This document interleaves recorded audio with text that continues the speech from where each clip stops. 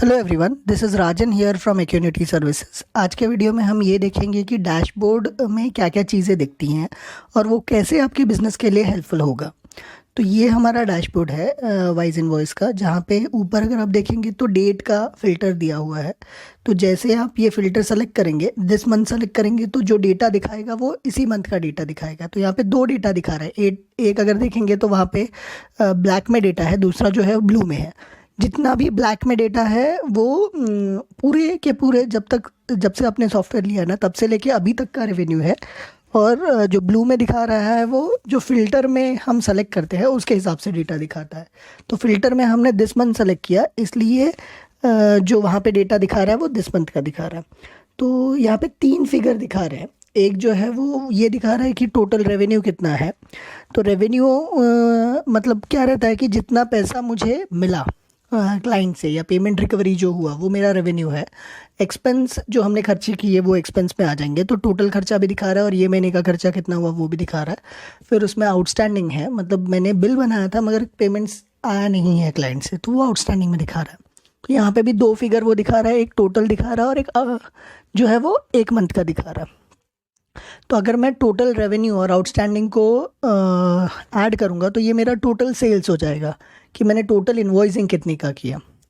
इसके नीचे अगर मैं जाता हूँ तो यहाँ पे जीएसटी का डिटेल दिखाता है कि मैंने कितने का इन्वॉइसिंग किया है जीएसटी का, और जीएसटी में इन्वॉइसिंग कितने अमाउंट का किया है और परचेस कितने अमाउंट का किया है।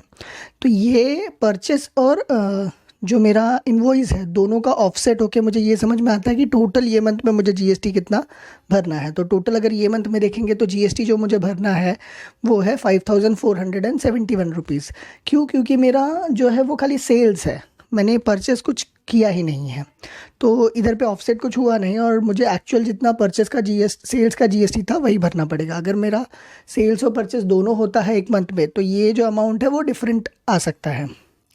इसके नीचे जो फिगर आप देखेंगे, इसके नीचे जो ग्राफ में दिख रहा है वहाँ पे ये दिख रहा है कि डायग्राम में कि क्या पेमेंट रिसीव हुआ, कितने इन्वॉइसेस बने और एक्सपेंस कितना हुआ। उसके नीचे जो चीज़ है उसको एक्टिविटी बोलते हैं। अब एक्टिविटी में वैसे सब चीज़ें आ जाएंगी जो मैं करूँगा। अगर समझिए मैंने एक बिल बनाया तो एक्टिविटी में लिख के आ जाएगा कि कौन से यूज़र ने बिल बनाया और कौन से टाइम पे बनाया। मैंने किसी पेमेंट का एंट्री किया तो भी वहाँ पे आ जाएगा, पेमेंट डिलीट किया तो भी आ जाएगा। तो ये रिकॉर्ड कीपिंग जैसा है, मतलब अगर कोई भी सॉफ्टवेयर में छेड़खानी करता है तो पूरा एंट्री यहाँ पे एक्टिविटीज़ में आ जाता है। तो अगर आप मल्टीपल लोगों को लॉगिन दे रहे हैं तो आप ये समझ पाएंगे कि किसने कौन सा एंट्री किया है, कौन से एंट्री डिलीट किया है या नया एंट्री डाला है, वो सब चीज़ें एक्टिविटी में आपको समझेगा। उसके नीचे वाला जो पार्ट है उसे रीसेंट पेमेंट बोलते हैं।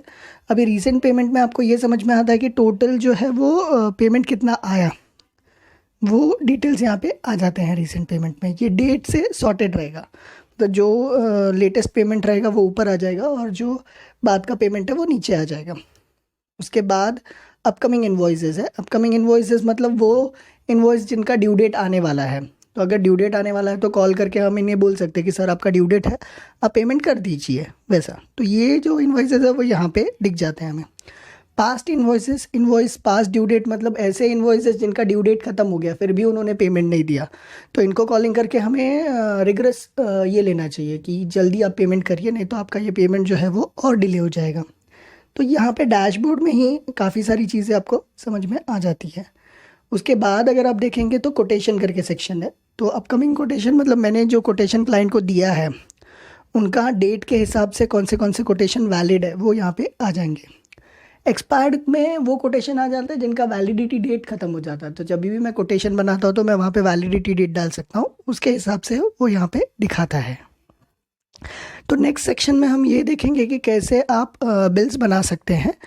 Thank you, thanks a lot.